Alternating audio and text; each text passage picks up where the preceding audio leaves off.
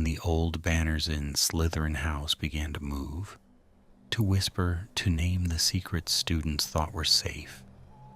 The school looked for someone clever enough to stop them. It found a polite, brilliant 16-year-old prefect. That was its first mistake. The first scream came during evening study, though it was hardly a scream at all by the time Tom Riddle looked up. The stone corridors and the heavy oak door of the common room had pressed it thin, reduced it to a breathless, animal sound. Somewhere behind the wall, quills stopped above parchment. Green fire shifted in the grate, and on the mantel the silver instruments went on with their small, indifferent ticking. Tom set his pen beside the unfinished sentence, aligned it with the edge of the desk, and rose. A second sound came after the first, lower, broken by choking. Several of the younger boys were already drifting towards the dormitory passage when he passed them, and they stopped. His prefect's badge caught the firelight without seeming to brighten. "Stay here," he said. None of them asked why. Only Conrad Pike, broad-shouldered, pale under his freckles, stepped after him, and Tom did not turn to forbid it. Out in the narrow gallery beyond the sixth-year dormitories, 4 ancient house banners hung between black stone pillars. Their cloth was darker than the newer standards in the great hall, the green gone almost brown with age, the silver serpents faded to the color of old coins. Edmund Foley knelt beneath the nearest of them. A length of that cloth had twisted itself around his throat and drawn his face up towards the embroidered serpent, and his fingers clawed under the fabric, though every pull only tightened the folds. 2 other boys stood a few feet off, neither willing to go closer. Tom stopped at the edge of the banner's shadow and watched the cloth. It did not thrash. It tightened with the slow deliberation of a hand closing around a handle, and where no seam should have allowed it, the serpent's stitched head bent, its mouth coming to rest beside Foley's ear. The whisper out of the fabric was dry and distinct. "You took 12 sickles from your mother's purse before the Christmas train." Foley made a raw sound and shut his eyes, and the banner loosened at once. He fell forward onto both hands, coughing against the floor, while the green cloth lifted back to the wall and settled into its old folds. For a moment there was nothing in the gallery but his breathing. Only when the embroidered serpent had gone still did Tom cross the space to him. "Can you stand?" Foley looked up with wet eyes. His throat had gone blotched where the cloth had pressed into the skin. "It spoke," he said. "It knew." Tom crouched and examined the marks without touching them. 4 narrow lines curving beneath the jaw, too regular for fingers, too deep to pass off as panic. He glanced at the banner, then at the dust disturbed beneath it. "How close were you standing?" "I wasn't." Foley swallowed and winced. "I was halfway down the passage. It came off the wall." By the doorway, Pike breathed through his mouth. It said what he did. "Yes." The other boys had begun to gather behind him, drawn out by the quiet after the scream, their faces appearing between shoulders and door frames, white against the stone. Tom stood and looked at them until the passage emptied. He did not raise his voice. "Mr. Pike, take Foley to the hospital wing. Tell Madame Mordaunt the injury was caused by moving fabric and that no spell was cast by a student." Pike was still staring at the banner. "Shouldn't someone fetch Professor Slughorn?" "Someone will." That was enough. Pike bent to help him up, and Folly pulled away at first, ashamed of the fuss, then took the offered arm when his knees gave. As they passed, he caught at Tom's sleeve, his grip leaving a damp crease in the black cloth. "You won't tell them what it said?" Tom looked down at the hand until it let go. The entire gallery heard it. No comfort came after the words. Folly's face shifted by a degree as if he had been waiting for something that hadn't arrived. Pike let him off. At the far end of the passage, the boys moved aside without a word. Tom stayed under the banners. He waited until the footsteps had gone, then drew his wand and raised it towards the faded serpent. Revelio. Nothing. The cloth hung in 4 heavy lengths, stirred only by the draft working through the gallery. He stepped closer and inspected the wooden rail the first banner hung from. Old brackets, but clean screws. No strand had torn, no fixing had shifted, and nothing showed that the banner had ever crossed the space between wall and victim. He lowered the wand and studied the silver serpent's stitched eye. A voice came from the doorway behind him. Riddle. Professor Slughorn had turned up in a plum-colored dressing gown beneath his teaching robes, one hand holding them shut across his stomach, his hair disordered though his face was already arranging itself into authority. Beside him stood Armando Dipe, narrow and gray in his formal black, come from supper without stopping to take off the napkin still folded over one wrist. Both men looked first at Tom, then at the banner, as if his being there had made the whole thing less serious. "What happened?" Dippet asked. Tom turned to face them, wand already lowered, his posture exact. An old banner detached itself from the wall and constricted Edmund Folly's throat, headmaster. It released him after speaking aloud about a theft committed during the Christmas holiday. Slughorn's mouth tightened. A theft? 12 sickles from his mother. The professor glanced towards the empty passage, embarrassed on the boy's behalf. Dippet was not. He went up to the banner and peered at it through his spectacles, careful to stay beyond arm's reach. "And you witnessed this?" "I witnessed the end of it." There was no hesitation in it, and the statement was true. Slughorn looked at him with plain relief. "Of course you kept your head." "Excellent boy." He turned to Dippet. "We shall need the gallery closed at once." While the headmaster examined the wall, Tom watched the banner at his back. Its lower edge lay against the stone without moving. Near the embroidered tail of the serpent, a single green thread had worked loose and hung some inches below the hem. He reached out while the teachers were talking and drew it between his fingers. The thread was warm.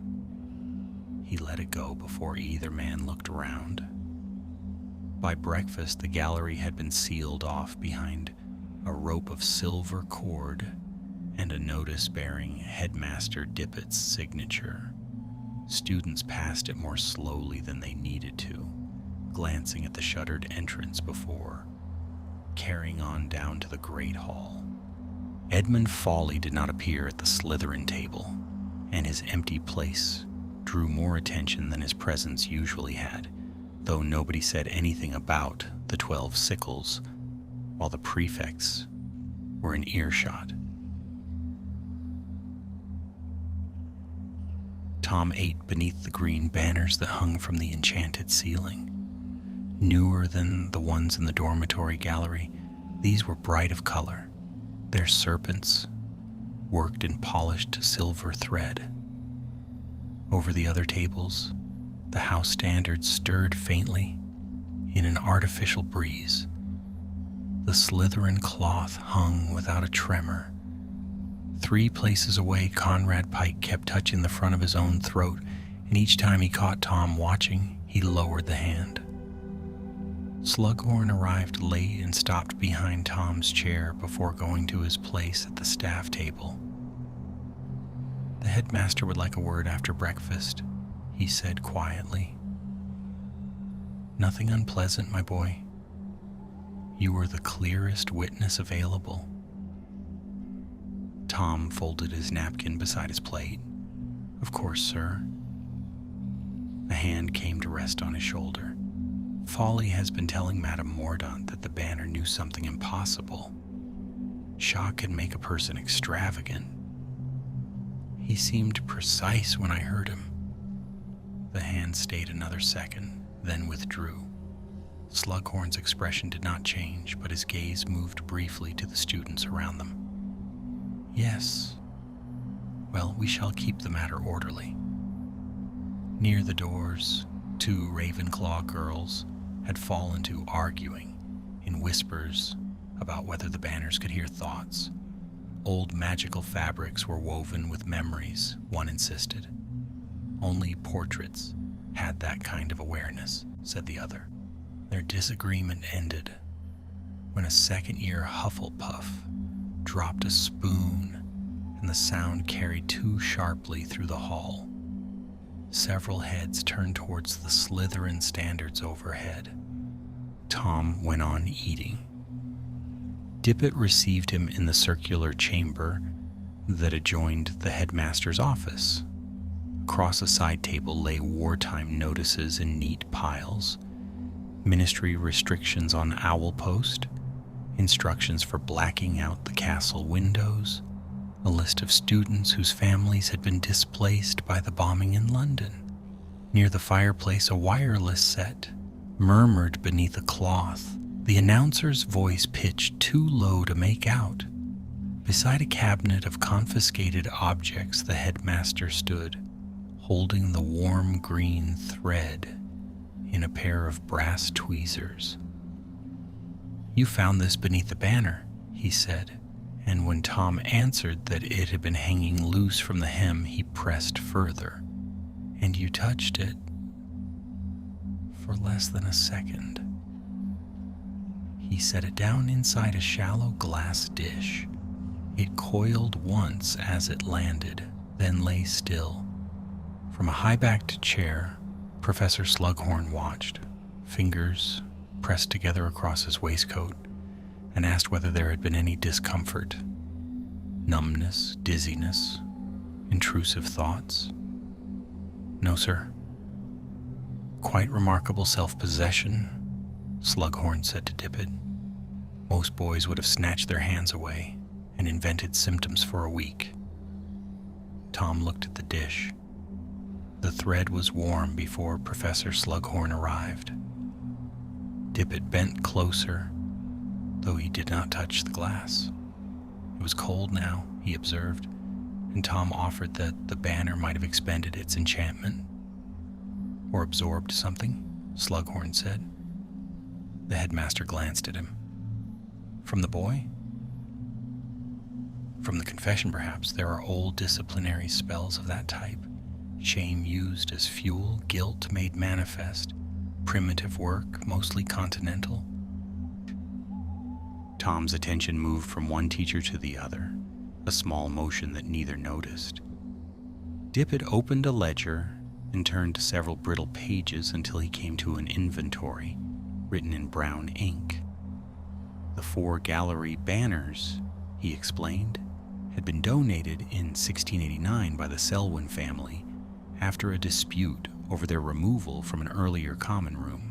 Nothing was listed beyond fire resistance, preservation, and an obsolete charm meant to stop students cutting away pieces as keepsakes. "Who maintained them?" Tom asked. The headmaster traced the entry with one long finger. "The house elves when necessary." "Who repaired the mounting brackets?" That made him look up. "Why?" The screws were clean. Someone has worked on them recently. Slughorn gave a small approving nod.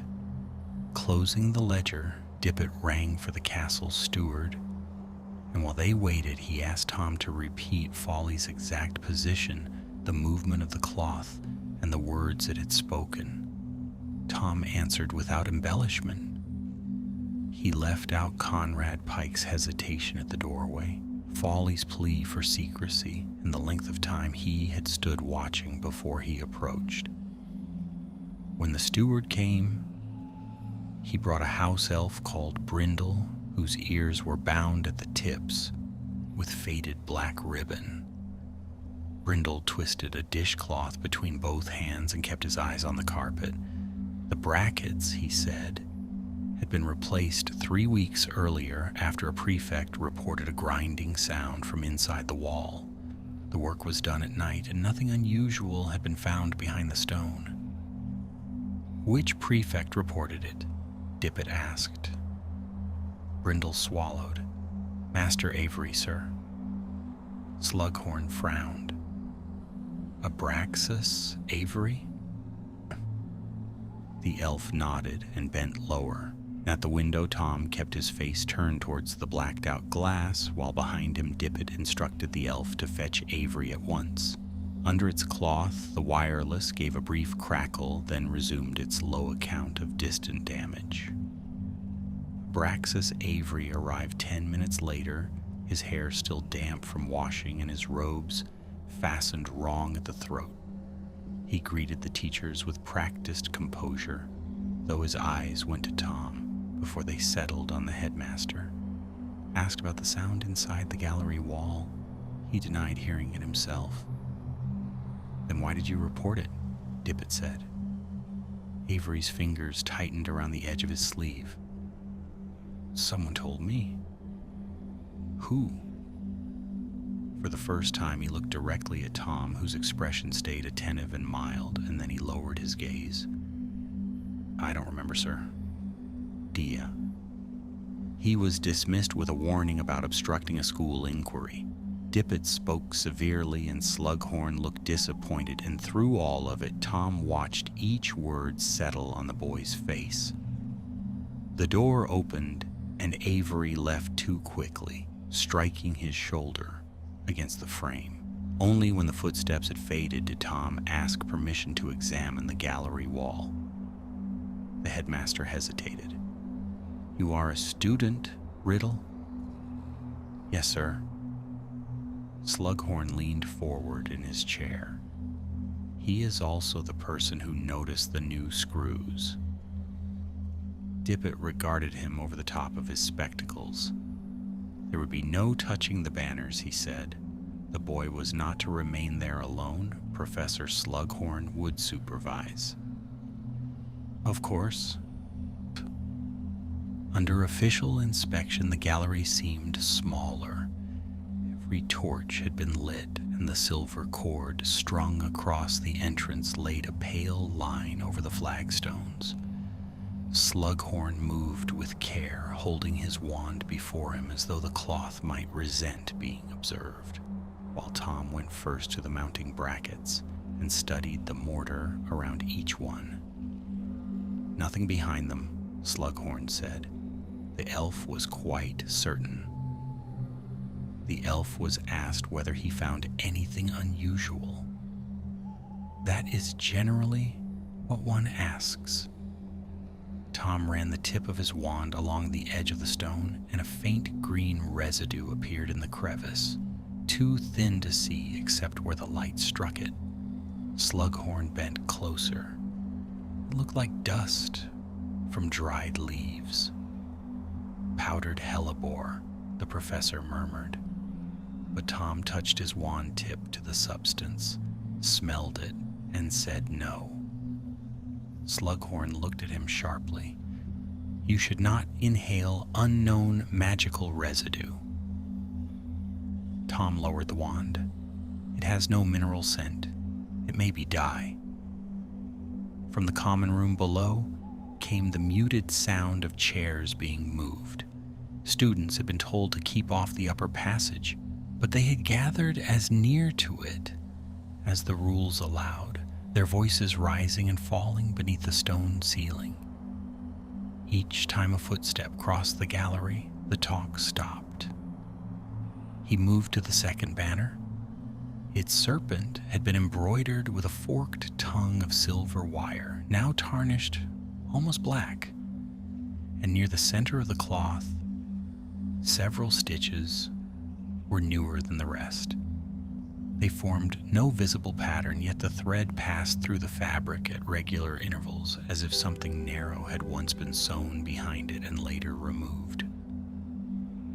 "Professor," he said.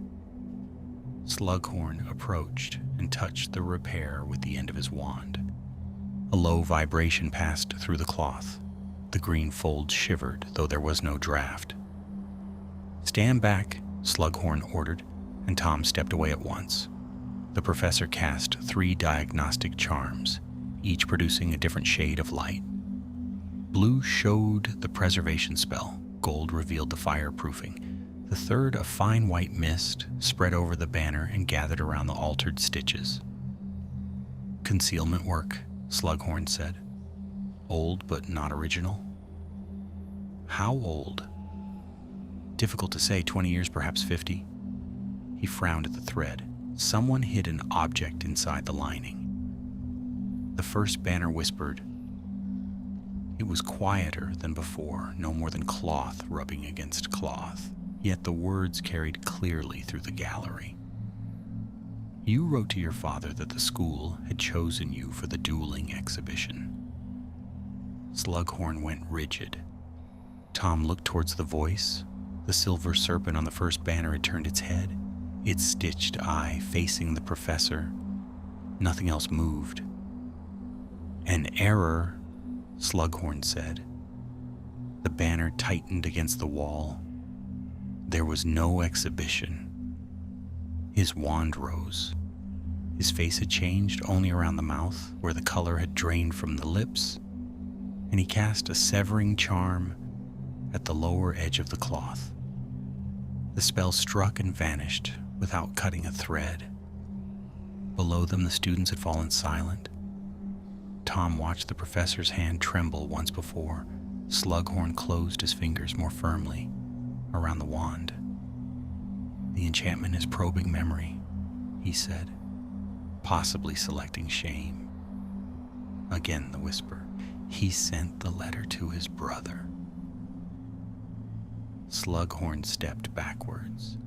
His heel caught the base of a pillar, and for a moment he leaned against it. Tom did not move to steady him. "Professor," he said, "the stitches. The concealed object may still be partly present." The words gave the professor something precise to do. He crossed to the second banner and began dismantling the newer seam. With a narrow cutting spell, his movements controlled again, though slower than before. Tom stood beside him and watched each thread come free. Inside the lining lay a strip of thin black ribbon, no wider than a finger. Several names had been written upon it in green ink, but damp and age had blurred most of them into stains. One remained legible. Avery. Slughorn read it and said nothing. Tom took a folded handkerchief from his pocket and held it beneath the ribbon without touching it, and the professor let the strip fall into the cloth. "Braxis," Slughorn said at last. "He knows more than he admitted." Tom folded the handkerchief over the ribbon. "Yes, sir." The first banner settled, its serpent's head returning to where it had been, and the gallery went still. Slughorn kept his eyes off it. Down in the common room, the gathered students rose as they came in. No one asked what the banner had said. Tom crossed between them with the folded handkerchief in one hand, and the boys made room before he reached them. After luncheon, Avery was waiting outside the potions classroom. He'd chosen a spot beneath a narrow window whose glass had been painted black for the blackout, so that even at midday his face stayed dim. Students went by on their way to lessons and pretended not to look. When Tom approached, Avery straightened and moved one hand towards his robe pocket, then thought better of it. "You told them about the wall," Tom said. Avery's glance went to the classroom door. "Not here." Tom kept walking, and Avery followed him down the staircase into a passage used mainly by house elves carrying linen from the upper floors. Soap, damp stone, boiled starch. Where the corridor turned behind a stack of folded trestle tables, Tom stopped. No portraits overlooked the space. "The banner had my name," Avery said. "A slughorn found it." "Yes." "What did you tell him?" "What I found." Avery stared at him, a muscle moving once along his jaw. "I reported the noise because you told me to." Tom shifted the strap of his book bag, where it lay against his shoulder. He'd asked whether anyone had heard movement. "Behind the wall," he said. "It was Avery who chose to make a formal report. You said it would be useful." "It was." That left Avery with nothing to say. Somewhere beyond the passage, a bell rang for the next lesson, and after it came the soft disorder of doors opening and feet changing direction. Neither boy moved. Avery looked towards the sound as though measuring the distance back to ordinary company. 3 weeks earlier, he reminded Tom, he had been asked to listen beside the gallery wall after midnight. He'd heard a scratching behind the first banner and a voice too faint to make out. Tom had told him then to summon Brindle and have the brackets replaced, and he had not asked why. "You knew something was there," Avery said. "I suspected an alteration, and you used my name." "Brindle required the authority of a prefect. You are a prefect." Tom looked at him until Avery lowered his eyes. "The elf knows my voice. It does not know yours as well." The color had gone out of Avery's face. "If Dippet asks again, what am I supposed to say?" "The truth would be inconvenient." "For whom?" Tom drew the folded handkerchief from his pocket, opened it carefully, and showed the black ribbon lying within. The green letters had darkened since morning, and Avery's name stood sharper than before. Beneath it, where nothing had been visible in the gallery, another word had begun to form. "Witness." Avery leaned closer despite himself. "What does that mean?" "The ribbon records proximity to the enchantment. I never touched the banner. You stood beside the wall. That cannot be enough." The handkerchief folded shut in Tom's hands. "It appears to be." For several seconds, Avery's breathing was the only sound in the passage. "Can it say what I heard?" "Possibly." "What if it says what you asked me to do?" Tom put the handkerchief away inside his robe. "Then you should avoid standing near the banners." Avery caught his sleeve, an abrupt gesture, and instantly regretted. Tom looked down at the hand until the fingers withdrew, and Avery wiped his palm against his robe as though the cloth had been dirty. "You have to fix this," he said. "I intend to." "And if it speaks before you do?" Tom considered him with the same attention he had given the altered stitches. "Then answer only the question you are asked." The potions bell rang a second time, warning that the classroom door would soon be closed. Tom stepped past him. Behind the trestle tables, Avery stayed where he was, one shoulder pressed against the wall. Professor Merrythought was writing defensive incantations across the blackboard when Tom entered late. She stopped and turned, chalk held between two fingers, her eyes moving from his composed face to the empty space behind him. "Mr. Riddle." "My apologies, Professor. Headmaster's business." No message had been sent to excuse him. Merrythought studied him a moment, then nodded towards his seat. "Very well. We are examining vocal precision under stress." 30 students watched him cross the room. His place beside the window had been kept clear. Elias Vane, a narrow-faced fifth year with ink-stained cuffs, shifted his books aside and whispered that another banner had moved in the entrance hall. "When?" Tom asked. 10 minutes ago. It didn't take anyone. It only spoke." "What did it say?" Vane looked towards Merrythought before answering. "It named 3 students who have letters hidden beneath their mattresses." Tom opened his textbook to the correct page. "Which students?" "I only heard one." Merrythought struck the board once with the chalk, and conversation ceased. Tom rested his hand beside the margin of the book and waited. Vane bent over his notes, pretending to copy. "Wilfred Mott," he whispered. Across the classroom, a small first year, helping with equipment, dropped a box of brass weights. They scattered over the floor in a series of dull metallic knocks, and Wilfred crouched at once to gather them, his hands moving too quickly while Professor Merrythought told him to slow down. Tom watched the boy fit each weight back into its compartment. When Wilfred looked up, their eyes met across the room, and Tom gave him a slight, reassuring nod. The boy's shoulders lowered. Wilfred Mott was made to wait until the end of the lesson.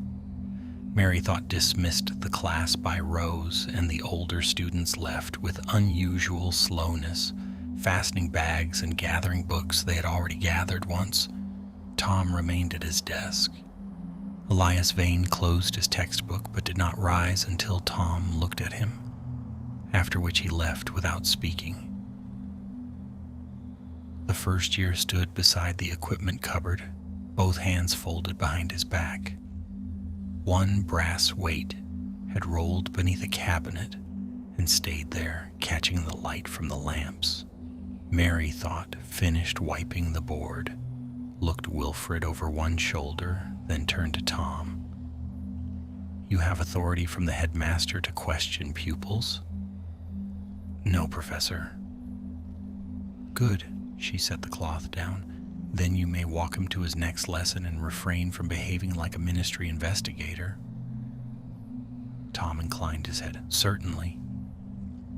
She studied him another moment, her gaze lingering on the prefect's badge, then on Wilfred's frightened face. "Mr. Mott has done nothing merely because a piece of cloth spoke his name." "No, Professor." The answer satisfied the words rather than the speaker.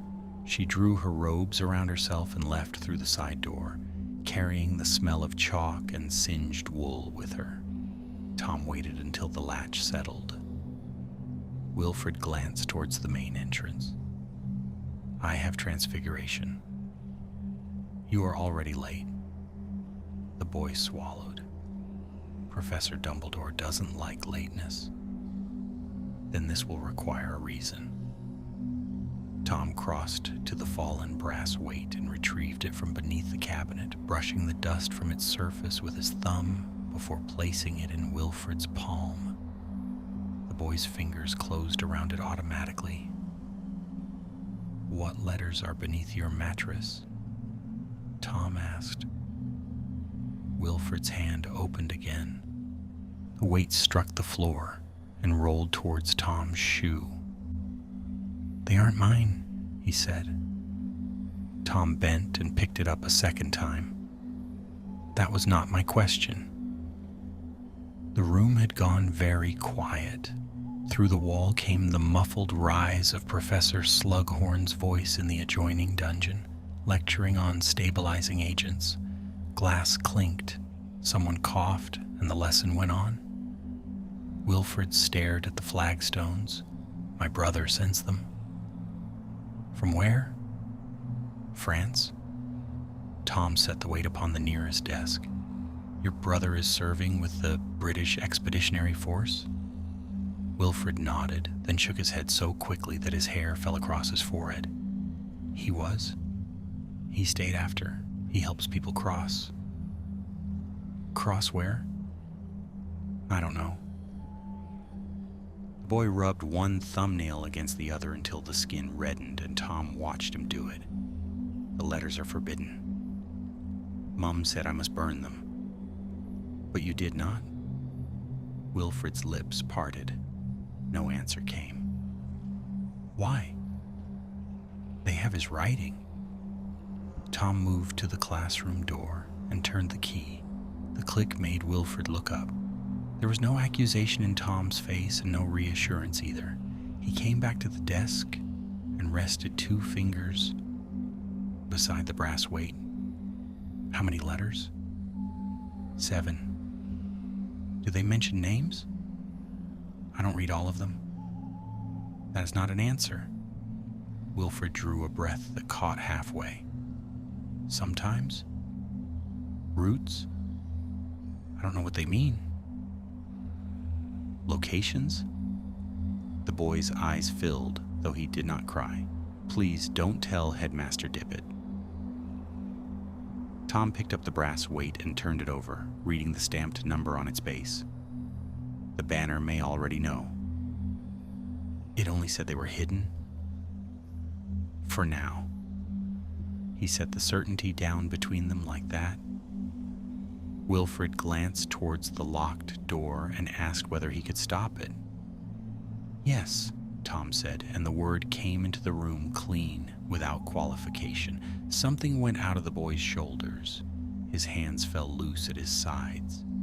Tom lowered the weight into the equipment box and closed the lid. I need to see the letters. The relief went as quickly as it had come. I can't. You asked me to prevent their discovery. They're my brothers. They are evidence of how the banners choose what to reveal, Tom said, and when Wilfred shook his head and murmured that he'd promised, Tom walked past him and unlocked the door. Then keep your promise. The boy did not move. Tom pulled the door wide enough to let the corridor in. Footsteps, a distant voice or two, the scrape of somebody polishing a suit of armor, and stood there with his back to the room, waiting. Wilfred asked what would happen if it said the names. That, Tom told him, turning, depended upon the names. To my brother, the boy said, possibly. 3 small steps carried Wilfred across the room. You won't take them away? I will examine them and give them back. Tom held out his hand and told him to bring them to the unused classroom beside the old charms corridor after supper. Wilfred studied the open palm as though something already rested on it. Then he nodded. Through transfiguration, the seat beside him stayed empty. Professor Dumbledore asked nothing when Tom came in with the boy 12 minutes late. His gaze went from Wilfred's face to Tom's, held for a moment, then slid back to the matchbox on his desk. Take your places, he said. They were meant to be turning matches into needles. Every time Wilfred touched his wand to his, the match split cleanly down the middle. On the 4th attempt, a thin strip of silver ran along one edge and vanished as soon as it appeared. Tom's needle formed whole first try. Dumbledore lifted it off the desk and turned it under the light. Excellent work, Riddle. Tom lowered his wand. Across the aisle, trembling, Wilfred pressed the two broken halves of his match back together. That unused classroom held no desks, only a row of broken lecterns and a cabinet missing one door. Dust lay thick over everything but the narrow path the house elves had cleared to the window. Tom got there 10 minutes early and put out 2 of the wall lamps, keeping the one nearest the door, so that anyone coming in would be lit before they could take in the whole room. The supper bell had already gone when Wilfred arrived, his school bag hugged to his chest, the leather strap wound twice around his wrist. He shut the door with care and stayed against it. "I brought them," he said. Tom held out his hand. The boy did not move. He said Tom had promised only to examine them. Yes, and to show no one. I said nothing of the kind. His grip closed harder on the bag. Tom watched the pulse going at the base of his throat. Somewhere past the wall, a suit of armor gave a small metallic creak as the castle settled and no footsteps came with it. "You said you could stop the banners," Wilfred whispered. "I can." "Then why do you need the names?" "To understand what the enchantment considers valuable." It was precise enough to pass for kindness, and it worked. Wilfred set the bag on the nearest lectern and unfastened the buckle. Under 2 textbooks and a folded pair of gloves lay 7 envelopes tied with coarse blue thread, the paper thin and gray, every address in the same narrow hand.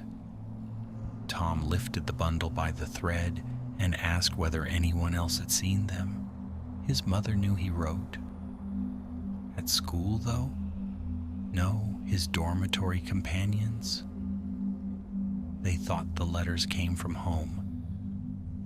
He untied the thread and laid the letters out by date. The earliest was posted in September, the latest 9 days ago. 3 carried French postmarks. 2 had no stamp at all, and 1 had been opened so often the fold was beginning to split. Wilfred stood at the lectern and watched him read. The letters spoke of farmhouses, railway sidings, villages whose names had been dressed up as childhood games, of families moved after dark, of forged papers, of one railway official who would look past a sealed compartment for a price. The brother's hands stayed neat all through, even where damp had bled the ink. "You understand these names?" Tom asked. "Some." "Which?" Wilfred looked at the door and said his brother had told him not to say. Tom drew out the 4th letter and held it under the lamp. "Your brother uses the word orchard for a safe house." The boy's eyes widened. "The river means a border crossing. Mrs. Bell is not a person." Wilfred's mouth opened, then shut. Tom turned the page and asked who she was. "I don't know." "You reacted." "I don't." He set the letter down. "Your brother trusted you with information you are unable to conceal." No emphasis on any of it, which was somehow worse. The boy looked as though something too small to warrant a sound had struck him, and his fingers closed on the edge of the lectern. "I never told anyone. You brought the letters here. You made me." Tom raised his eyes, and the boy's face changed at once. "I mean, you said..." A whisper came from the corridor. Both of them went still. It was faint, carried through stone from somewhere past the turn, but there was no mistaking the texture of it. Cloth dragged over rough surface. Then a voice, pitched too low to make out. Wilfred took a single step towards Tom. "It's here." Tom gathered the letters without tying them back into the bundle. 6 went inside his robe, the last he left open on the lectern. The boy watched his hands and asked what he was doing. Testing whether it follows the secret or the person? The whisper came again, nearer, and a fine line of dust fell from the lintel above the door. Wilfred backed away until his shoulder met the wall. You said you would stop it. When I know how. Tom turned the lamp down until the room went dark, and the open letter was only a pale rectangle on the wood. Outside, something crossed the corridor and made no sound doing it. A strip of green cloth slid in under the door. It came slowly, no broader than a ribbon, and lay flat a few seconds. Wilfred pressed both hands over his mouth. Tom stayed by the lectern, wand held down at his side, and the cloth began to move towards the letter, its edge crossing the dusty floor and leaving no mark, then climbing a wooden leg and curling over the top, the open page lifting as though a breath had caught it. Wilfred made a small sound behind his hands, and the cloth stopped. Its end turned towards him. Tom's gaze went from the banner to the boy. He did not raise his wand. The green strip left the letter and crossed the space between them. Wilfred lunged for the door, but the cloth caught his ankle and pulled him down onto one knee. Before he could get up, it had wound once round his wrist and once round his throat. Please, he said. Tom came closer. Not close enough to intervene. Listen carefully. The cloth drew tighter, and Wilfred's free hand clawed at it. Tell me what it says before it speaks aloud. I can't breathe. You can. The banner's end rose beside the boy's ear, and its whisper filled the room with the dry rustle of old pages. Mrs. Bell is the station master at Saint-Omer. Wilfred shut his eyes. Tom lifted the last letter from the lectern and folded it once. And the river? The cloth tightened further. Please cut it, the boy said, and Tom asked again what the river was. Wilfred's face had started to darken beneath the skin. The road through Cassel. Tom waited. The north road, he forced out, past the mill. Only then did Tom lift his wand. A narrow silver line passed over the cloth, and the green strip let go at once, withdrawing across the floor, slipping under the door, gone into the corridor. Wilfred stayed on his knees, coughing into both hands, red rings marking his throat and his wrist. Tom folded the letter a second time and put it with the others inside his robe. You said you would give them back, Wilfred whispered. Tom looked down at him. No, you asked whether I would. Wilfred was not at breakfast the next morning. His place at the end of the Slytherin table stayed empty, and the boys nearest it talked with their heads bent low over their plates. One rumor had him taken ill after transfiguration. Another put him in the hospital wing with a fever. Tom buttered a piece of toast and listened, and corrected neither account. Professor Slughorn sent for him before the first lesson. In the potions master's office, he found Dippet already waiting, and a ministry official whose uniform carried the insignia of the Department of Magical Accidents and Catastrophes. Beside the fire stood a small wireless, uncovered, its announcer reporting an air raid over the East Coast until Slughorn leaned across and turned the volume down. The black ribbon recovered from the banner lay sealed on the desk beneath a pane of glass. Avery's name had faded from it, the word beneath had not. This is Mr. Sorrel, Dippet said. He has come to inspect the enchantment. Tom inclined his head. Sir, a square man, Sorrel, with clipped gray hair and a scar that vanished beneath his collar. He did not smile the way most adults smiled when they were introduced to Tom. "You are the prefect who first examined the cloth." "I examined the wall and the mounting." "You touched a loose thread?" Tom agreed that he had, and experienced nothing. Nothing noticeable.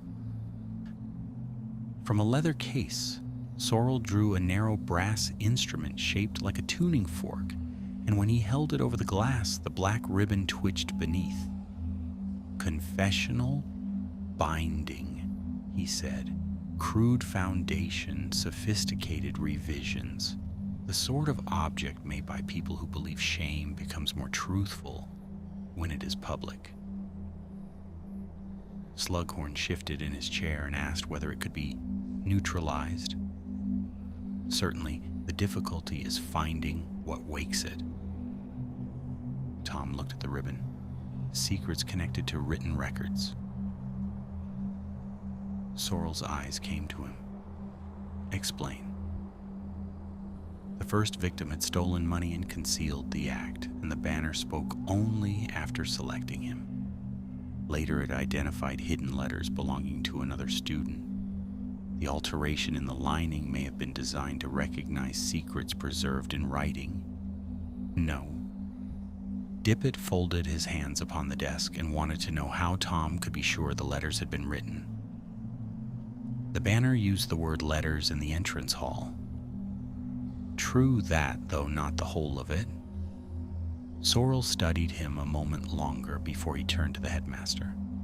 "The boy's reasoning is sound."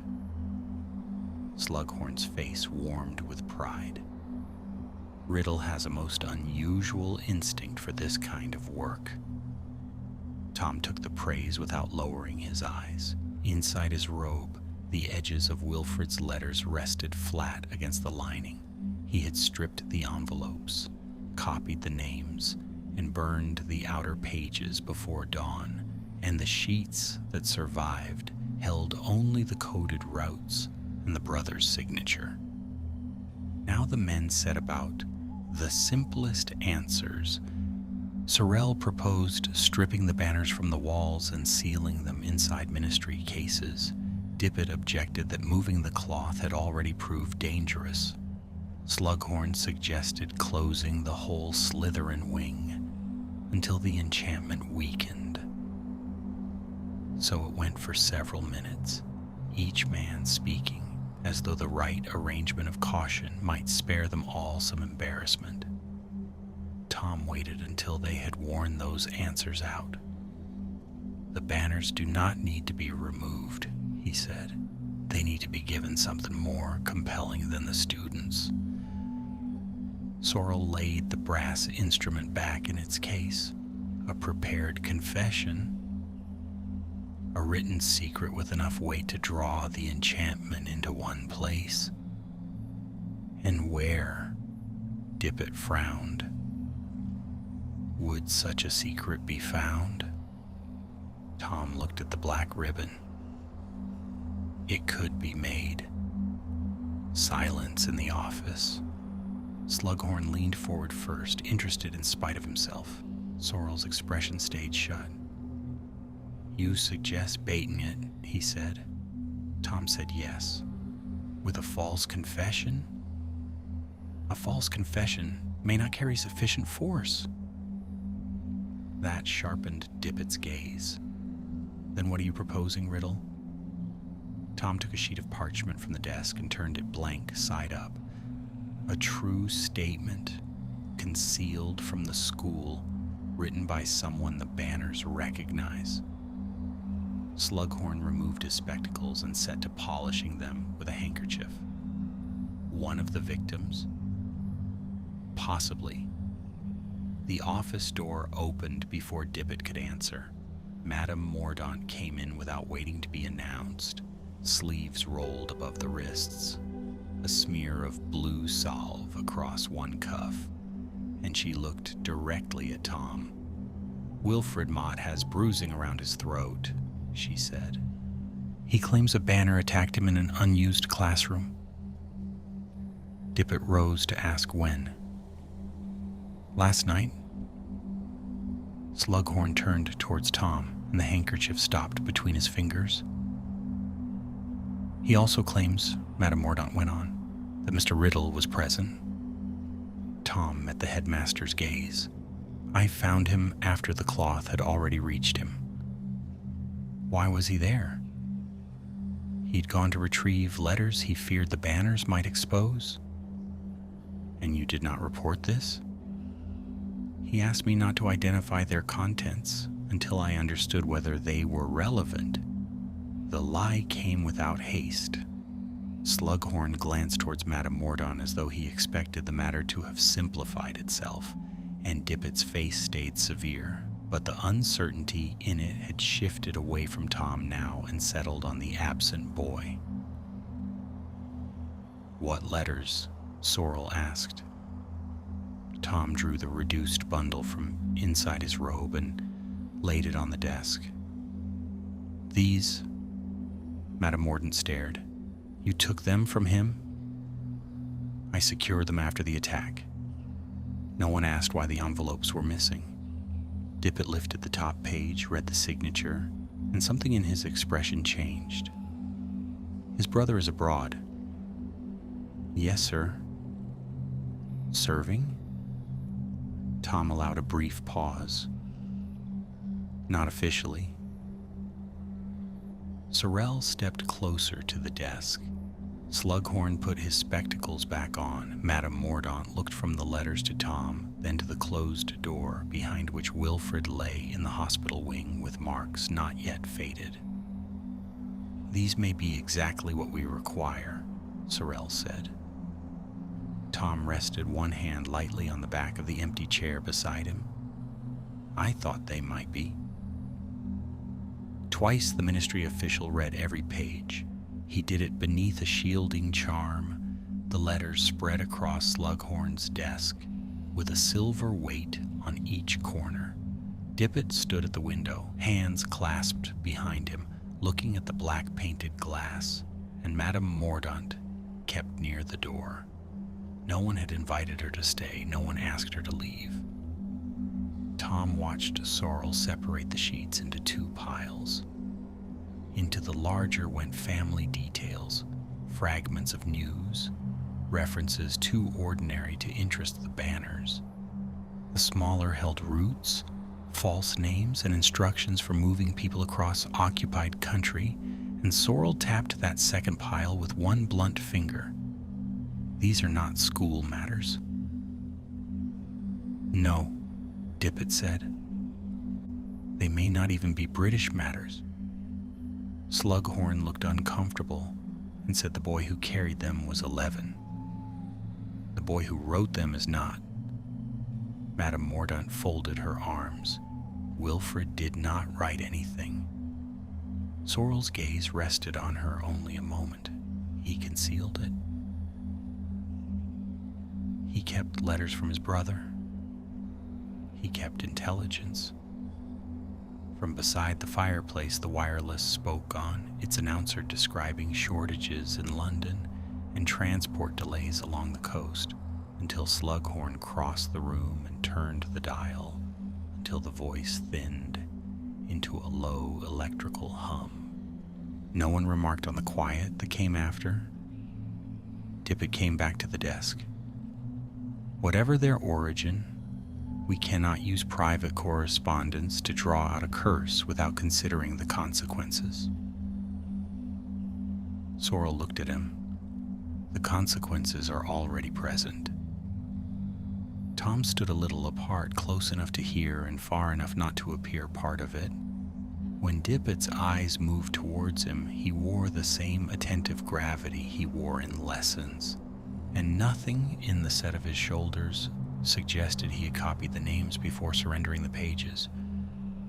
The enchantment responds to concealed guilt, Slughorn said. These letters may carry fear, but that is not the same thing. Tom spoke without stepping forward. Wilfred believed he had betrayed his brother by showing them to me. Madame Mordaunt turned sharply. He told you that? He did not need to. The words stayed in the room. Slughorn took them for perceptiveness, Dippet for evidence. Sorrel only looked at Tom.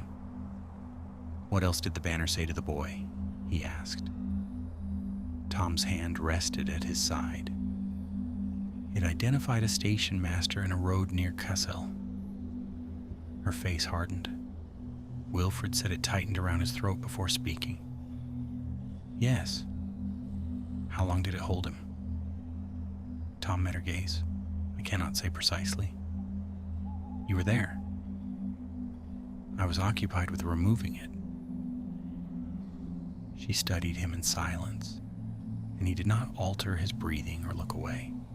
It was Dippet who broke it in the end, asking whether the boy was in danger, and the question turned the room. The bruising will fade, Madame Mordaunt said. The fright may take longer. Slughorn let out a faint breath, almost relief, and said that meant no lasting harm then? The matron looked at him as though weighing whether to answer and chose not to.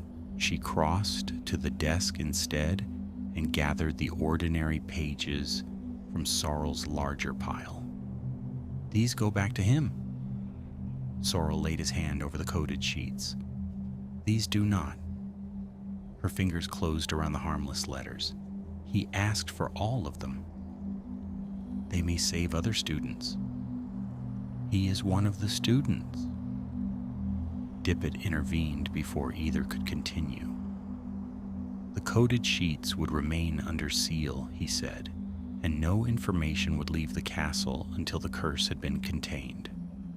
It was a promise that pleased no one, though it sounded official enough to end the argument. Madame Mordaunt left carrying only the pages she had brought from home. That afternoon, Sorrel began preparing the bait.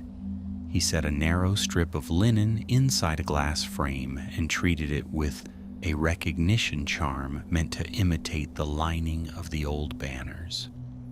Beneath it he laid the coded letters. Above them, a clean sheet of parchment. Someone would write a confession on that sheet, and the enchantment would be drawn towards the layered secrecy. The writer must be known to the banners, Sorrel said, someone who has stood near them while they were active. Slughorn suggested folly, and Dippet refused at once. The boy had suffered enough, he said, and his theft had already been spoken aloud. Avery was considered next until Slughorn objected that forcing a student to confess under threat of magical attack would be difficult to defend. Through all of it, Tom had stayed beside the glass frame. Use me. Slughorn turned. Certainly not. The banners reacted while I was present. I touched the thread. They may recognize me more strongly than the others. Concern softened Dippet's expression. You have no relevant confession to make. Tom looked at the blank parchment and said the content need only be true and concealed. Sorrel folded his arms and asked whether he possessed such a truth. A pause followed, measured and brief. Then Tom drew the chair towards the desk and sat down. Yes, he said. Slughorn began to protest, but Dippet raised one hand and put the questions himself. Would the statement place Tom in danger? It would not. Did it concern another student? It did not. Each answer removed one objection while revealing nothing. Sorrel dipped a quill into green ink and offered it across the desk. Write clearly. Tom took it. The others moved away to give him privacy, though none of them left the office. Slughorn stood near the fireplace with his back turned, while Dippet examined the ministry seals.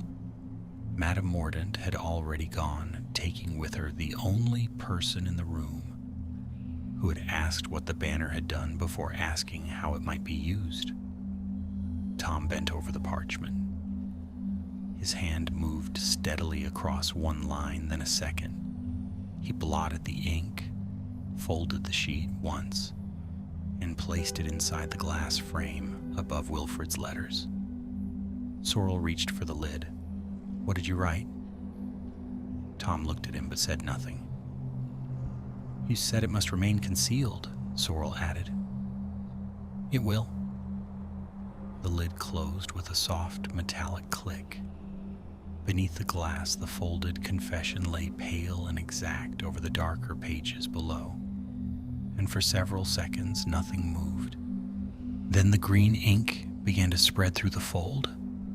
It did not bleed through the parchment at random. It traveled along the fibers in narrow green veins, gathering first beneath the final line and then moving backwards towards the fold. Sorrel lowered the brass instrument over the glass. Its two prongs began to vibrate without producing a sound. "Do not open it," Dippet said. "I had no intention of doing so." Slughorn came closer, despite his earlier caution, his eyes on the folded confession rather than on Tom. "Is that expected?" "No," Sorrel said, "but it is responding." Beneath the glass, the black ribbon tightened around itself. Avery's name vanished completely, drawn into the cloth, as though absorbed through its surface. The word witness held for another moment, then blurred until only the first letter could be seen. With both hands empty, Tom watched the green ink reach the top edge of the page. A sound came from somewhere within the walls. It was too low to be called a voice. Stone carried it through the office as a soft friction, like heavy fabric, being pulled across a floor several rooms away. Dippet looked towards the bookcase. Slughorn's wand appeared in his hand. "The banners are moving," he said. Sorrel sealed the glass frame with a second charm. "They are being drawn here." Tom turned his head towards the office door. The sound had begun to separate into several distinct movements, each approaching from a different part of the castle. One through the ceiling, another along the corridor outside, a third rising from beneath the floor. "Clear the passages," Dippet said. Slughorn went to the door and called for the nearest prefects. His instructions were brief and formal. Return students to their common rooms, keep them away from all house standards, report any movement in the cloth. Tom stayed where he was until Slughorn looked back. "Riddle, go with him. The frame may require adjustment. Sorrel can manage it." Tom's gaze moved to the confession beneath the glass. "It recognizes me." Dippet considered this and nodded. "He stays." Slughorn did not object a second time. He left the door open behind him, and within minutes the corridor filled with hurried footsteps and low commands. No one ran. The school had been told often enough that running spread panic, though the difference was largely one of sound. The first banner appeared at the far end of the passage. It did not fly or twist. Its lower edge dragged over the stone while the upper rail moved upright behind it, unsupported, and the silver serpent faced forwards, its head bending at each change in direction. A prefect walked backwards before it, wand raised, casting no spell. "Professor," the boy called. Dippet stepped into the doorway. "Keep your distance." The banner advanced until it reached the office threshold, and there it stopped. Its cloth shifted once, as if taking breath, and the serpent turned towards Tom. Sorrel placed one hand upon the frame. "Now we see whether it prefers the confession." The green ink beneath the glass pulsed, and the banner crossed the threshold. 2 more followed along the corridor, each moving with the same measured purpose. One bearing the Slytherin crest from the entrance hall, the other a narrow ceremonial standard usually kept outside the trophy room. Their rails struck the door frame lightly as they entered, producing 3 dull knocks. Tom did not move aside. The nearest banner passed within inches of him, its old cloth brushing the sleeve of his robe. Slughorn returned in time to see it and halted near the wall. Riddle. Tom looked at him. The professor's wand was already raised towards the cloth, but the banner had turned away. It gathered around the glass frame in slow folds, covering the desk and the coded letters beneath, and the other standards closed behind it until the entire surface disappeared beneath layers of green. A whisper began under the fabric.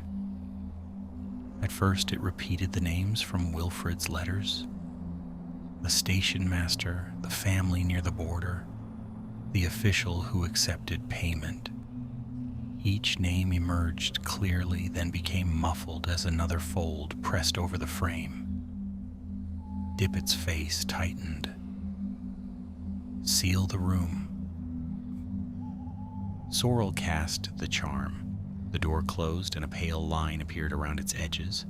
The whispers continued inside the office, contained now but no quieter. Then the banners reached Tom's confession, and the cloth became still. Slughorn looked towards him. "What did you write?" Tom watched the green folds draw tighter around the frame. "Something true." The first word passed through the fabric too softly for Dippet to hear. Sorrel leaned closer. Tom remained where he was. A second word followed, clearer than the first. "I opened." The banner stopped. Its embroidered serpent convulsed once along the spine. The cloth pulled hard against the glass, and a crack appeared across one corner of the frame. Sorrel raised his wand, but Tom spoke before he could cast. "Do not interrupt it."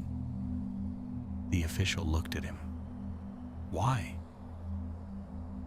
"It has chosen the bait."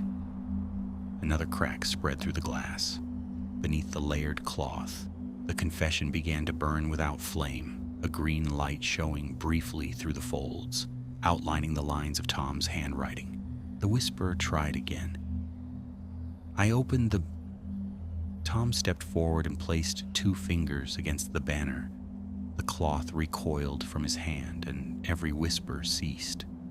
The banners loosened all at once, collapsing over the desk in heavy, lifeless folds. The glass frame split down the center, and a narrow thread of smoke rose through the torn fabric. For several seconds, no one spoke. Tom withdrew his hand. A fine red mark crossed the tips of his fingers where the cloth had touched them. Sorrel pulled the banners aside and lifted the broken lid. Wilfred's coded letters had turned to gray ash, and the black ribbon was gone. Tom's confession remained inside the frame, folded and unburned. Dippet exhaled slowly. "Is it finished?" Sorrel touched the nearest banner with the brass instrument. The prongs remained still. The binding has collapsed. Slughorn's charm found no color in the ruined cloth. "You stopped it?" he said, still looking at Tom's hand. Tom drew a handkerchief from his pocket and wiped the red line from his fingers, though it had left no blood behind. It had nowhere else to go. Beneath a film of ash on the desk lay the folded confession. One corner had come open in the shattering of the glass, and only 3 words showed through. "I opened the..." Sorrel reached for it first. Tom's hand arrived a fraction earlier and settled over the exposed corner without any haste, and the official stopped, fingers suspended above the ash. Everywhere around them, the banners lay collapsed across desk and floor, their silver serpents bent into harmless curves. The statement has served its purpose, Tom said. It remains evidence. Of what? For a moment, Sorrel only looked at him.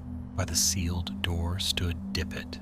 Slughorn was passing a diagnostic charm over the dead cloth, and it produced no color at all. Hot glass and scorched ink. That was what the room smelled of now. Tom kept his palm flat on the folded sheet. Of the mechanism, Sorrel said, and perhaps of the trigger. The mechanism is in the banners. The trigger may be in what you wrote. Oh. Tom lifted the confession by one edge, and ash slid from it onto the desk. Then the enchantment should have consumed it. Sorrel's expression tightened, unless it failed. Your instrument says the binding has collapsed. That does not make the material irrelevant. Dippet stepped between them before the exchange could sharpen, reminding the official that Mr. Riddle had given the statement under an assurance of privacy. Sorrel turned. You gave no such assurance. I permitted him to write a concealed truth. Concealed from the school, not from the ministry. Slughorn lowered his wand. Surely we needn't reward the boy's assistance by prying into a private confidence. Tom said nothing. He let the adults arrange the question around him, each of them reaching for the motive that flattered him most. Dippet preferred fairness, Slughorn loyalty, Sorrel procedure. At last the headmaster held out his hand and asked for it. Tom laid the folded parchment in his palm, his face unchanged. Dippet looked down at the 3 visible words, then closed his fingers over them. I shall keep it sealed, he said, until we are certain the danger has passed. Of course, sir. There was no resistance in the answer at all. Slughorn relaxed at once, mistaking compliance for trust, and Sorrel shut his case with rather more force than it needed. The next hour went to testing each banner in turn.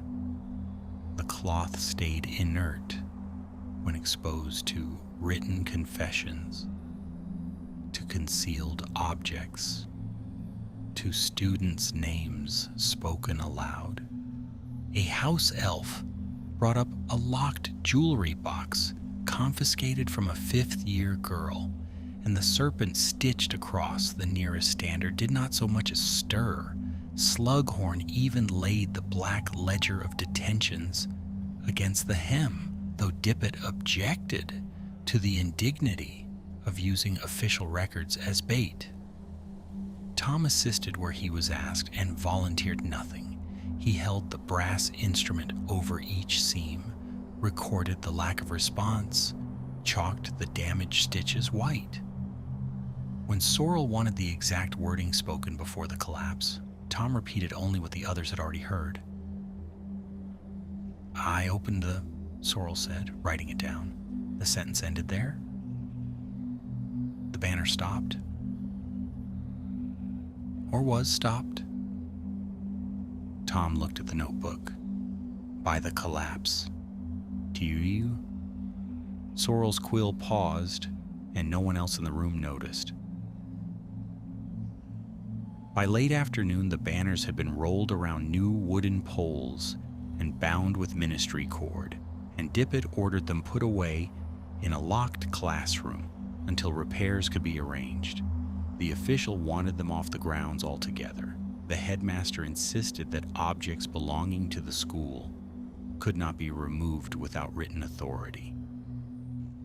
The Selwyn family may also claim ownership, Slughorn added. Sorrel gave him a flat look. The Selwyn family donated them 2.5 centuries ago. Families of that sort retain long memories. Tom tied the final cord around the first banner, his knot exact and hard to loosen, and the silver serpent vanished beneath the green fold, leaving only one tarnished eye. Beyond the office, the school had begun to find its ordinary noise again. Doors opened. A bell rang for the evening meal. Somewhere below, students were already telling one another that Tom Riddle had faced all 4 banners alone and broken the curse with a confession too noble to reveal. The story reached the Slytherin common room before he did. Conversation stopped when he came in. Near the fire stood Abraxas Avery, with Conrad Pike and Elias Vane, all 3 watching him, and a knot of younger students had gathered round Wilfred's empty chair. It was Pike who spoke first, saying they were telling it that he had made the banners come to him. They were drawn to the frame, Tom said, drawing off his gloves finger by finger. And then you touched one. Yes. Avery studied him from across the room. What did you write? Tom laid the gloves together on the arm of a chair. Something effective. No one asked again. The fire had been built high, but the stone stayed cold past the reach of its light. Wilfred's books were gone from the table at the far end. His ink bottle, left uncorked, had formed a dark skin across its surface. Elias Vane came over with a folded note. Madame Mordaunt said Mott was to remain in the hospital wing another night. Tom took it without opening it. Did she ask you to deliver this? No, I thought you should know. He set the note beneath his gloves. Across the room, Avery was still watching, his face not yet recovered from the moment the ribbon had spoken his name, and Tom held his gaze until the other boy looked away. Then he sat down by the fire and opened his potions textbook to the page he had marked before breakfast, while the room slowly began to speak again. Wilfred came back to lessons the next morning with a strip of white linen wound beneath his collar. Madame Mordaunt had fastened it with care, though the edge showed each time he turned his head. The marks around his wrist were fainter now, and he kept that hand tucked inside his sleeve. Students made room for him at breakfast without being asked, and no one mentioned the letters. Pike slid the sugar bowl nearer. Wilfred thanked him so quietly the words were lost under the scrape of plates. Farther up the table, Tom talked with a 7th-year prefect about corridor patrols. The post came in a wheel of owls beneath the enchanted ceiling, letters dropping among the dishes, and Wilfred looked up at every wing beat. Nothing came for him. Tom received a cream envelope bearing the headmaster's seal and opened it beside his untouched tea. Dippet requested his presence at noon. By then, the office had been set back to order, the broken glass gone, the ash swept away, the wartime notices stacked beneath a brass paperweight shaped like a sleeping griffin. Sorrel had left for London before dawn. Slughorn stood at the bookcase, turning the pages of an old catalog of Slytherin artifacts. You have done the school a considerable service, Dippet said. Tom stayed on his feet before the desk. Thank you, sir. The ministry confirms that the active binding has dispersed. The banners may be rehung once the damaged seams are repaired. Slughorn closed the catalog. And not before a thorough examination, I trust. Of course. Dippet gestured him to the chair opposite, and Tom sat. From a narrow wooden box, the headmaster took the folded confession, now enclosed in a transparent envelope, sealed with red wax. I gave my word that this would remain private. Tom looked at the seal. Yes, sir. I have not read it. Slughorn's eyes went to the envelope and away again. His interest was plain enough, however. Carefully, he arranged his face into discretion. Dippet set the confession on the desk between them. The ministry wished to retain it. I declined. That was generous. Dippet took the phrase for gratitude. Trust is important in a school riddle, particularly now. In the next room, the wireless was speaking faintly of troops crossing a river somewhere in Europe, the report muffled by the door, until countries and casualties came through, only as a low pattern of syllables. He rested a hand on the envelope. You understand why I must ask whether the statement concerns any danger to another pupil. It does not. Or any offense committed within the castle. No, sir. Slughorn shifted his weight. There, Armando. The boy has answered. But Dippet went on watching him. Mr. Sorrel believed the banners recoiled from you before the binding broke. The cloth reacted to contact. You had touched it before. The loose thread was no longer active. The headmaster looked down at the sealed envelope, and for a moment the room held nothing but the dry turning of a page as Slughorn pretended to consult the catalog. Then Dippet pushed the confession across the desk. You may destroy it. Tom took the envelope. Here? Wherever you think proper. Slughorn smiled with restrained approval. A confidence returned intact, as it should be. Tom slipped the envelope into the inner pocket of his robe, the seal still unbroken. Dippet had begun to speak of recognition at the next school assembly when Tom cut across him politely enough that it passed for concern. Wilfred Mott's letters, he observed, had been destroyed in the collapse. So I understand. His brother may be placed at risk if the ministry copied the contents. A shadow crossed Dippet's face. Sorrel assured me no record was made beyond the necessary incident report. But Tom had watched the official write 3 names in a separate notebook before the letters burned, and he inclined his head and said that then there was no difficulty. Slughorn came round the desk to lay both hands on Tom's shoulders. You think of every consequence, my boy. Tom looked towards the headmaster, and Dippet smiled. He did not go back to the great hall afterwards. Instead, he went down to the corridor behind the old potions storeroom, where a row of disused furnaces lined one wall. Most had gone cold. One still held a bed of red coals beneath a skin of white ash. He drew out the transparent envelope and broke Dippet's seal. Inside, the parchment carried 2 lines in his own hand. The green ink had faded where the banners had touched it, but every word could still be read. I opened the chamber beneath the castle. I know what answered me. He read it once. Nothing crossed his face. Then he held the lower edge over the furnace until the parchment caught and the flame traveled slowly through the first sentence, curling each letter to black. When it reached the second, the green ink brightened through the fire and shone a moment against his fingers. He did not let go of the page until the heat had reached the last word. Behind him came the soft scuff of a footstep.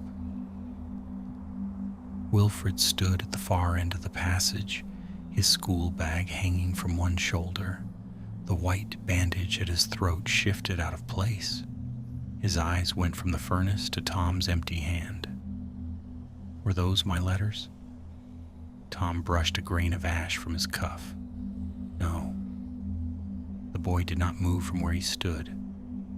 Had the ministry read them, he wanted to know. They are gone. That isn't what I asked. Tom crossed the passage towards him. Wilfred meant to hold his ground, but his back met the wall before Tom reached him, and Tom told him only that his brother's roots could no longer be exposed by the banners. The boy's eyes searched his face. Is he safe?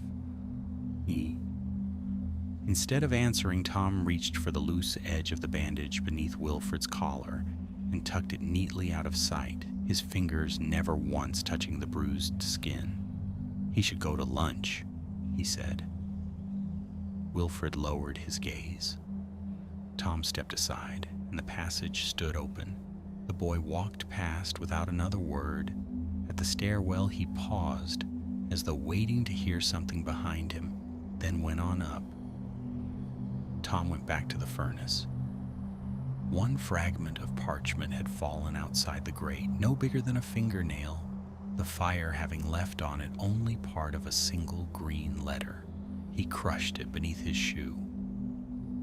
3 days later, the banners were rehung under ministry supervision.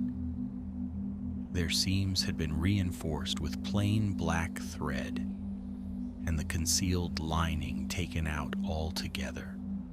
2 house elves carried each pole into the gallery, while Sorrel's assistant went along the walls with a brass instrument. The students were kept below until the work was done, though several waited on the staircase where they could watch the shadows move across the ceiling. Tom stood beside Professor Slughorn at the entrance.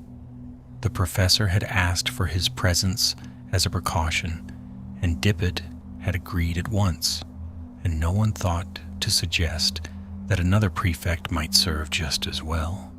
He watched the house elves lift the first banner into place and did not look towards the section of stone behind which the old scratching had begun. "Quite restored," Slughorn said. The cloth hung darker than it had before the repair. Stripped of its hidden strips, the silver serpent lay flatter against the fabric, its body reduced once more to embroidery.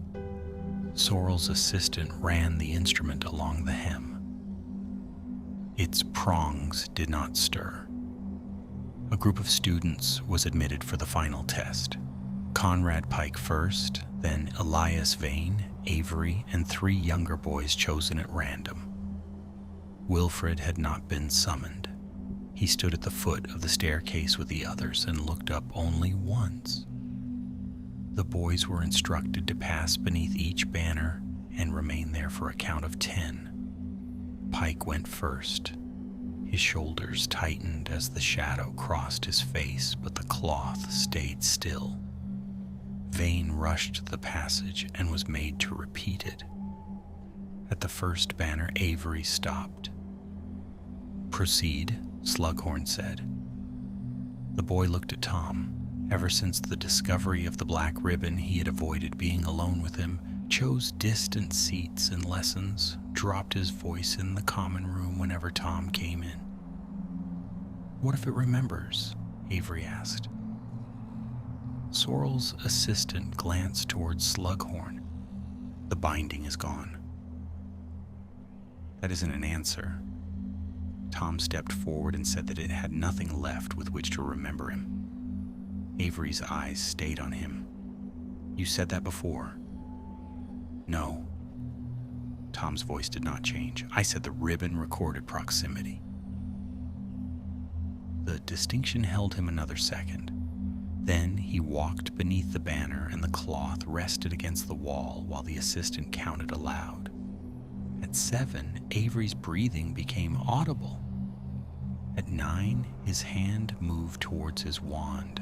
The 10th number was spoken, and nothing happened. Slughorn smiled. There. Perfectly harmless. Avery came out from under the shadow, white in the face. Tom moved aside to let him pass. There were no congratulations, and Avery did not seem to look for any. The rest of the boys finished the test. Once the gallery had been declared safe, Dippet arrived carrying a written notice for the House Board praising the ministry's assistance, Professor Slughorn's scholarship, and Tom's presence of mind, the victims it named only as affected pupils. "You should be proud," Slughorn said when he had read it. Tom looked over the notice. "It is accurate enough." Dippet laughed softly and took the answer for modesty. He asked Tom to pin the parchment beside the common room entrance where every Slytherin would see it, and his hand rested a moment on Tom's shoulder, light and trusting. Below them, Wilfred turned away from the staircase. That evening, Slughorn held a small gathering in his office. There was crystallized pineapple tea and a bottle of oak-matured mead kept back for the teachers, and Tom sat beside the fire while older pupils and 2 visiting governors listened to Slughorn tell over the breaking of the curse. "Most remarkable thing," the professor said. "Every adult in the room prepared for the worst, and Riddle simply observed what the enchantment required." A governor with a ministry ribbon in his buttonhole leaned towards Tom. "And your confession, young man? Something dreadful, I hope." The room waited with courteous amusement. Tom lifted his cup. "Only private, sir." "Discretion." The governor nodded his approval. "Rarer than bravery." Slughorn smiled as if both qualities came to him by association. He said nothing of Wilfred's throat, nor of Folly's humiliation, nor of the false report Avery had made at Tom's request. And by the time the pineapple dish came round a second time, the story had settled into one of intelligence, tested cleanly against an ancient spell. Near the end of the evening, Elias Vane came up to Tom beside the bookshelf. "Avery says you knew about the wall before any of this began." Tom drew a volume from the shelf and studied its spine. "Avery says many things when frightened. He says you sent him there." I asked him a question. Vane looked across to Slughorn, who was talking with the governors, and asked, lower now, whether there had been something behind the wall. Tom put the book back in its place. "There was something inside the banners." "That isn't the same thing." "Ah." Tom looked at him and Vane's expression changed. His voice dropped. "No, I suppose it isn't." When the gathering broke up, Slughorn asked Tom to stay. He shut the door behind the last guest and stood a while with his back against it, his face softer without an audience to wear it for. "You must be cautious with boys like Avery," he said. Tom waited. "They admire you. That can become dependence, and dependence turns to resentment when people find they have not understood the arrangement." "What arrangement?" Slughorn smiled faintly.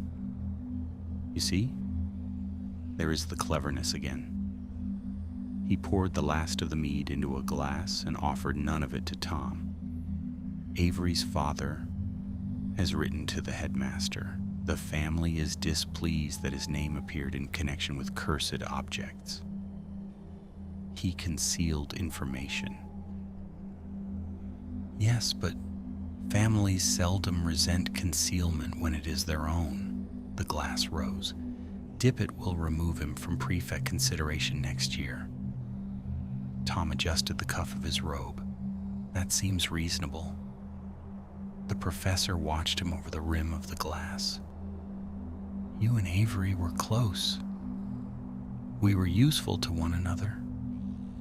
Slughorn lowered the glass without drinking from it. Something uncertain crossed his face, then slipped away beneath affection and pride before it could take hold. "Well," he said, "one cannot save everyone from the consequences of poor judgment." Tom turned towards the door. Riddle. The word came from behind him, and he looked back to find the professor studying his face as though searching for the right form of praise. You will go very far. Tom opened the door. Yes, sir. By the end of the week, the school had found other things to fear. A ministry notice went up beside the owlery, asking pupils not to repeat details heard from wireless broadcasts. 2 London students were given permission to remain at Hogwarts over Easter, their homes having been damaged. In the Great Hall, the enchanted ceiling showed a mild spring sky, and beneath it the staff spoke quietly over newspapers folded to hide the photographs. Above the Slytherin table, the green banners hung without movement. Students had begun sitting under them again, though some still chose places nearer the aisle. Back from the hospital wing, Folly wore a yellowing bruise beneath his collar and would not look towards the cloth. A boy asked whether the 12 sickles had been repaid. Folly left his breakfast untouched and walked out. Tom watched him go and returned to the letter beside his plate.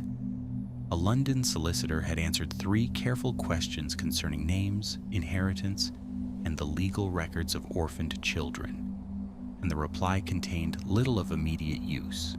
He folded it along the existing creases and slid it inside his robe. Farther down the table sat Wilfred with Conrad Pike. The bandage was gone now, and where it had been, there was a faint red circle around his throat. He kept one hand over the mark whenever anyone passed behind him. No new letters had arrived. After breakfast, Tom found Avery waiting in the corridor, outside the common room. The boy stood beside the notice praising the resolution of the curse, his name absent from every paragraph of it, his prefect application in one hand, a broad black line drawn across the headmaster's signature space. "You knew they would do this," Avery said. Tom stopped before him. "You withheld information during an inquiry. At your instruction. You have said that before.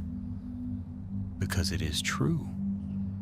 2 younger students came through the archway and slowed when they saw them. A glance from Tom was enough. They lowered their heads and went on towards the staircase. Avery moved closer.